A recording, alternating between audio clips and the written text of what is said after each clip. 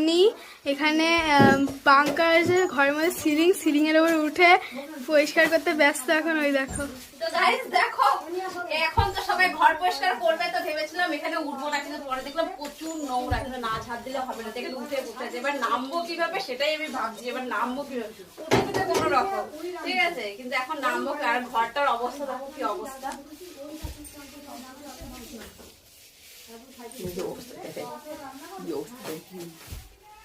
দেখেছো কোথায় উঠে উঠে পুরো হনুমান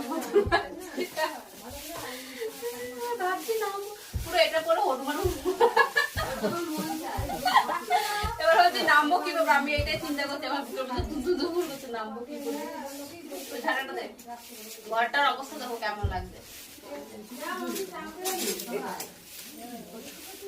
বাবুদের সামনে আসবে।